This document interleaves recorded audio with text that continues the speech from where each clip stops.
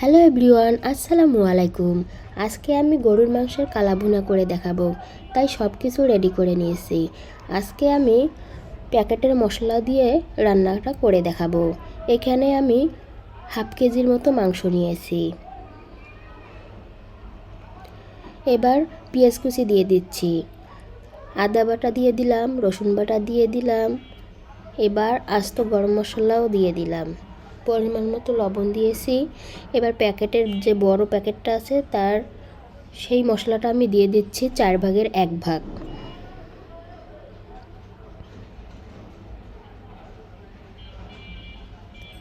পরিমাণ মতো তেল দিয়ে আমি মাংসটা ভালো করে মাখিয়ে নেব।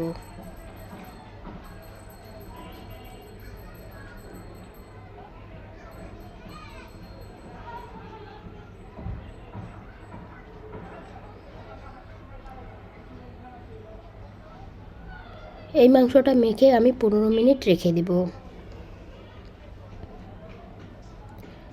এবার আমি মাংসটা চুলায় বসিয়ে দিলাম।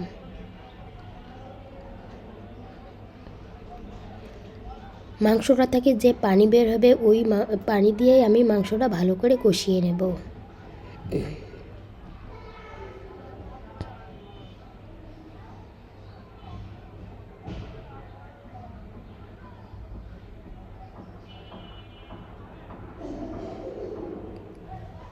দেখতেই পাচ্ছেন কতগুলো পানি বের হয়েছে, এটা দিয়ে আমি ভালো করে কষিয়ে নেব।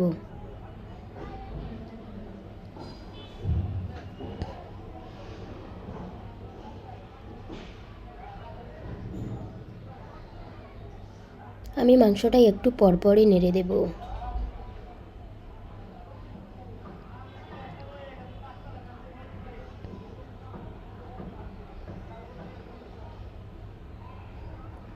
মাংসটা ভালো করে কষানো হয়ে গেছে, এরপর আমি গরম পানি দিয়ে দেব। মাংসটা সিদ্ধ করে নেব ভালো করে।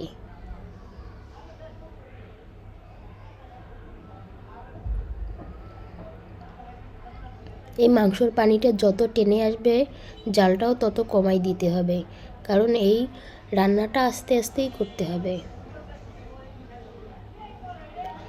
এবার আমি মশলার প্যাকেটের ছোট প্যাকেটের মশলাটা এখন দিয়ে দিচ্ছি সামান্য পরিমাণ।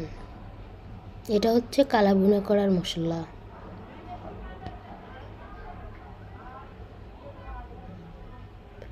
এবার আমি বাগার দেওয়ার জন্য অন্য পাত্রে পরিমাণ মতো তেল দিয়ে শুকনো মরিচ 3-4টা দিয়েছি, পেঁয়াজ কুচি দিয়ে ভালো করে ভেজে নেব।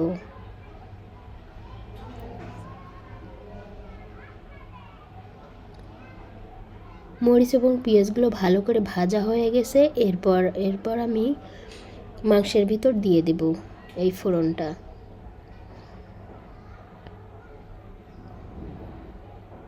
এবার ভালো করে নেড়ে চেড়ে নেব।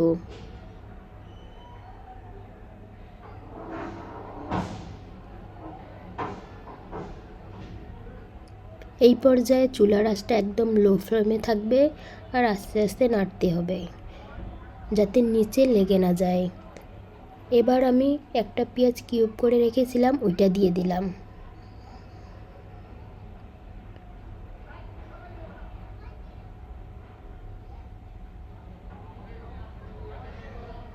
দেখতেই পাচ্ছেন কালারটা কত সুন্দর এসেছে। এই পর্যায়ে নেড়ে চেড়ে উঠিয়ে নেব।